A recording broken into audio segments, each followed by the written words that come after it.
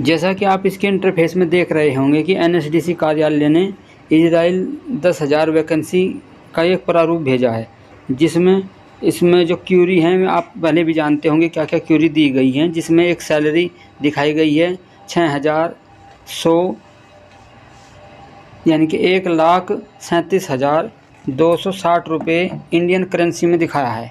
जबकि जिसका special deposit fund है उसमें दिखा 734। जो भी है इसका एकोमोडेशन, उसकी ड्यूटी आवर, उसके बारे में आपको पूरी डिटेल इसमें दिखाई जा रही है, जो कि 236 है लगभग। इसमें वर्किंग डेज है, मेडिकल इंश्योरेंस जो कंपनी के द्वारा होगा, एक कॉन्ट्रैक्ट पीरियड जो इसके बारे में आपको दिखाया जा रहा है। इसके परमिट के बारे में इसने कहा the first visa and work permit valid until, जब तक आप उसके अंडरटेकिंग काम करेंगे, यानी कि 63 मंथ के लिए दिखाया गया है मैक्सिमम तौर पर। उसके बाद 10 नंबर पर देखो आप, इसमें जॉब लोकेशन इजराइल दिखाया गया, पीसीसी उसमें आपने देनी होगी। उसके बाद लीव जो बेनिफिट हैं उसके ये दिखाए गए हैं। उसके बाद इंटरव्यू उसके जो है ऑफलाइन है वो दिखाया गया है। उसके बाद नॉर्मल मेडिकल जो GMACA मेडिकल वीज़ा प्रोसेसिंग है वो इजराइल वीज़ा सेंटर पर ही होगा। उसके बाद ज्वाइनिंग टिकट आपको वो कैंडिडेट को दिया जाएगा। टैक्स डिडक्शन इजराइल नियमानुसार होगा, उसकी पूरी जानकारी इसमें आपको दिखाई जा रही है। इसके अगले इंटरफेस पर चलते हैं। ये इसका ऑफिस जो NSDC कार्यालय है इसका पूरा डिटेल दी गई है। नेशनल स्किल डेवलपमेंट कॉरपोरेशन जो 5वें और 6ठे फ्लोर पर नई दिल्ली मोती बाग में है, उसकी डिटेल है। इसके बाद जो एनेक्चर दिया है इसके बारे में बताया कि कैसे कैसे आपने रिटन डिटेल लिंक के तौर पर डालनी है। उसके बाद जो इसमें 4 किस्म की वैकेंसियाँ दी गई दिखाया गया, जॉब रोल और जॉब लिंक दिए गए हैं।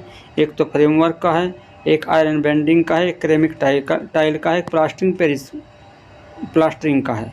उसके बाद जो इसमें इसके जो नोट कंडीशन दी गई हैं, candidate are responsible pay the N A passport insurance fees if required, यानी कि कैंडिडेट ही उसकी जो पासपोर्ट फीस होगी वो देगा। Candidate will be bear course the medical की जो मेडिकल है उसकी फ़ीस अपने आप वहन करेगा, पीसीसी की करेगा। उसके बाद फाइनली सेलेक्टेड जो किया जाएगा उसे 10,000 रुपये NSDC कार्यालय में जमा करने होंगे, जो एक प्रोसेसिंग फ़ीस है। उसके बाद चौथे नंबर पर दिखाया है अटेंडेंट द पर departure orientation under the NSDC, यानी कि आपको जब भी यहाँ से इजराइल जाओगे तो उस समय जो है NSDC के माध्यम से ही उसके सुपरविजन में जाओगे। 5वें नंबर पर upon the arrival Israel candidate will be assigned construction site by the employer, जहाँ भी आपको भेजा जाएगा उसकी जो आपको डिटेल देनी होगी।